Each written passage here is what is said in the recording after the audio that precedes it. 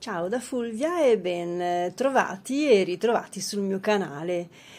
Sicuramente chi ha avuto modo di vedere i miei video passati si ricorderà di queste graziosissime piastrelline con il jeans e l'inserimento di piccoli bottoncini e perline. È un piccolo lavoro creativo che avevo realizzato e ve l'ho fatto vedere effettivamente in un altro video qualche mese fa e adesso è arrivato il momento di utilizzarle e di scegliere alcune di queste per fare un'altra piccola bellissima creazione.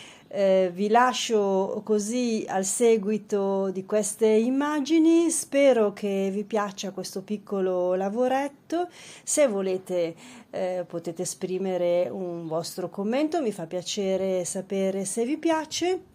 Quindi vi lascio a questa graziosissima realizzazione e non mi resta che salutarvi augurandovi buono spin. Ciao da Fulvia. Scegliamo così le nostre piastrelle preferite e valutiamo anche secondo la loro grandezza quante utilizzarne.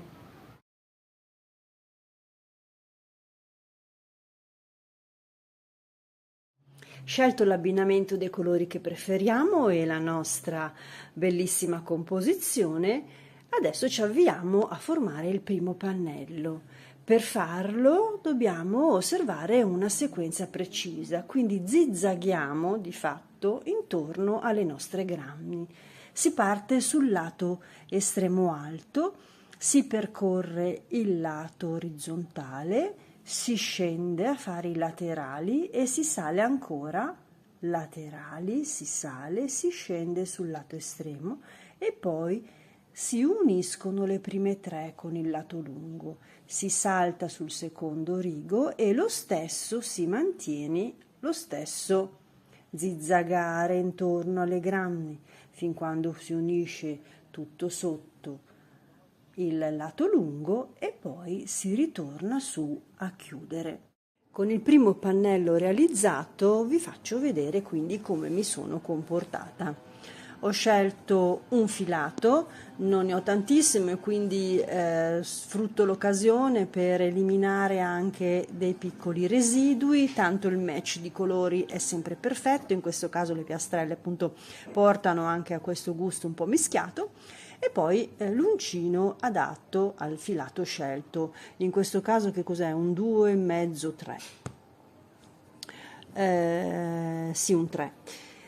Mi sono fermata, dicevamo, sullo spigolo estremo e ho inserito i primi due punti alti, quindi prima 3 di catenella e un punto alto, proprio come l'angolo delle mie grammi. E poi, come vedete, sono intervenuta per ogni spazietto creato dalle grammi sotto con un punto alto e una catenella di separazione. Sono andata via veloce fino allo spigolo, dove ho sempre riproposto i due punti alti come da angolo e 4 catenelle di separazione e poi ho proseguito a inserire i punti alti fino allo spigolo. 2 punti alti uguali allo spigolo e 4 catenelle di separazione.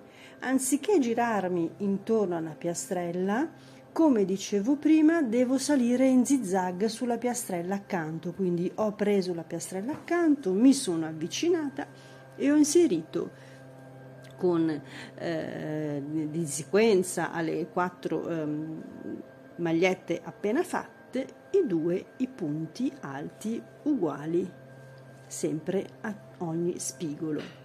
Una catenella di separazione, mi sono agganciata sullo spazio creato dai due punti alti vicini, sempre un'altra catenella di separazione e ho inserito il punto alto. Con il primo pannello realizzato vi faccio vedere quindi come mi sono comportata. ho scelto un filato, non ne ho tantissimo e quindi sfrutto l'occasione per eliminare anche dei piccoli residui, tanto il match di colori è sempre perfetto, in questo caso le piastrelle appunto portano anche a questo gusto un po' mischiato. E poi l'uncino adatto al filato scelto, in questo caso che cos'è? Un 2,5-3. Sì, un 3. Mi sono fermata, dicevamo, sullo spigolo estremo e ho inserito i primi 2 punti alti, quindi prima 3 di catenella e un punto alto, proprio come l'angolo delle mie grammi. E poi, come vedete, sono intervenuta per ogni spazietto creato dalle grammi sotto con un punto alto e una catenella di separazione. Sono andata via veloce fino allo spigolo, dove ho sempre riproposto i 2 punti alti come da angolo e 4 catenelle di separazione, e poi ho proseguito a inserire i punti alti fino allo spigolo. 2 punti alti uguali allo spigolo e 4 catenelle di separazione. Anziché girarmi intorno alla piastrella, come dicevo prima, devo salire in zigzag sulla piastrella accanto, quindi ho preso la piastrella accanto, mi sono avvicinata e ho inserito con di sequenza alle 4 magliette appena fatte i punti alti uguali sempre a ogni spigolo. Una catenella di separazione, mi sono agganciata sullo spazio creato dai 2 punti alti vicini, sempre un'altra catenella di separazione e ho inserito il punto alto. Benissimo, ho così creato i 2 pannelli. A me sono bastate 6 grammi per pannello. Di fatto è un top fronte e retro, esattamente speculare sia appunto nel frontale che nel posteriore. Considerando che questa sarà la mia parte centrale sul seno, a questo punto decido di unirle, ma mi fermerò con l'aggancio alla metà della granny, fin tanto che arriverò, nel mio caso sono 9, quindi sulla posizione dispari, al quinto gruppettino. Mi fermo ad agganciare qui e poi proseguirò a inserire i punti alti solo fino a fine grammy, esattamente come ho fatto da questa parte, per completare il giro e il lavoro. Questo sarà di fatto la mia scollatura seno. Quindi completiamo l'unione definitiva di questi 2 pannelli e poi proseguiamo. Con la chiusura dell'ultima granny, come dicevo appunto, mi sono fermata a metà con l'aggancio dell'altro pannello e ho terminato soltanto a chiudere il lavoro sulla granny che rimaneva scoperta. Così termina l'aggancio dei 2 pannelli. Ora, per compattare tutto quanto il lavoro, ovviamente il mio top non è finito qui, procedo con girare tutto intorno al perimetro dei miei pannelli con un altro filato. Io ho scelto il bianco e il bianco sarà anche il colore con cui farò le spalline e appunto la parte posteriore su cui prevedo inserirò una zip. Ma andiamo con ordine. Proseguendo nella lavorazione del perimetro in bianco, arriviamo quindi al momento della scollatura. Quindi ci troviamo sull'angolo, ho inserito anche qua i 2 punti alti e ho fatto le 4 catenelle archetto relativo all'angolo. A questo punto non inserisco i 2 punti alti a chiusura dell'angolo, ma mi blocco direttamente col punto basso. Sono 2 punti bassi, sempre la catenella di separazione che incrocia di fatto gli angoli sotto e, come vedete, sempre entrando con un punto basso dentro agli spazietti. Quindi la lavorazione è sempre questa con la catenella di separazione, però anziché essere punto alto è punto basso, quindi rimane perfettamente aderente al punto sottostante.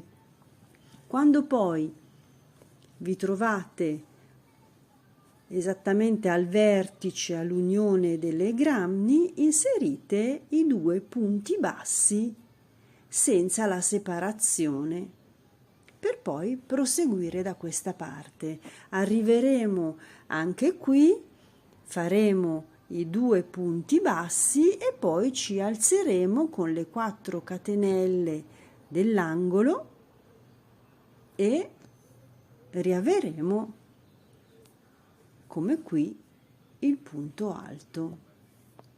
Ho completato quindi un primo giro sempre col filato bianco e adesso ho iniziato il secondo. La prima parte, ecco, da qua ho avviato il secondo, vedete? La prima parte è identica. Quando arrivo all'incrocio delle grammi raddoppio sempre il punto alto e poi proseguo col punto alto singolo. Raddoppio il punto alto e arrivo sull'angolo. Quando mi trovo sul lato corto, che è quello su cui poi aggiungerò la chiusura sul retro e sulla schiena, inserisco 2 punti alti senza la catenella di separazione. Vi faccio vedere. Eseguo l'angolo sempre raddoppiando il punto, uniformandomi agli angoli precedenti. Sempre le 4 catenelle, 2 punti alti anche da questa parte e poi senza la separazione direttamente entro con 2 punti alti in ogni spazio sottostante. Di fatto lascio il traforato in basso che arriva verso la vita sotto il seno. Invece chiudo più gli spazi sul lato corto e anche in alto, dove poi aggiungerò le spalline. Quando mi trovo in prossimità della scollatura, questa rimane sempre più aperta possibile, proprio per dare respiro al seno. In questo caso, su questa riga, entro con il primo punto alto, anziché farne 2, il secondo lo sostituisco con una catenella da 3 e mi fermo con un bassissimo nello spazio sottostante. Quindi adesso mi andrò a fermare con un bassissimo qua, in modo da trovarmi direttamente attaccata alla mia riga di lavorazione sottostante. Anche per questo giro, sopra questi punti inserirò punti bassi, sempre entrando negli spazietti che adesso sono molto chiusi perché il punto è basso ed è stretto sulla riga, però mi inserisco dentro in prossimità del punto alto adiacente e chiudo gli spazietti ulteriormente. Completati i 2 giri a filato bianco, per il momento interrompo la lavorazione dell'esterno e mi dedico alla parte superiore perché dobbiamo inserire le spalline. Io dovrò farne 2 di 37 cm circa, secondo la misura che appunto devo raggiungere. Sicuramente le spalline verranno fissate sul frontale, in prossimità del seno, e sul lato estremo, quindi sullo spigolo esterno posteriore. Ho individuato questa posizione, cioè io ho contato 10 spazietti e sono arrivata nel mezzo, lo stesso da questa parte. Poiché desidero fare una spallina che da larga diventa un po' più stretta successivamente, inizierò a occupare i primi 3 gruppetti della base, quindi inserirò punti alti nei primi 3. Dopo una serie di righe inizierò con una diminuzione fino ad arrivare a una spallina non esattamente di un punto, ma insomma un po' più fine rispetto a quanto sono partita, per attaccarmi sul lato posteriore. Iniziamo così. Adesso ho bloccato momentaneamente il frontale, così almeno mi tiene bella dritta tutta la parte frontale, appunto. Mi inserisco al gruppetto di punti precedenti, quindi il precedente e il successivo rispetto a quello che ho fissato, che tengo come centrale, quindi le 3 magliette. Farò una serie di giri a punti alti di 3. Andiamo avanti.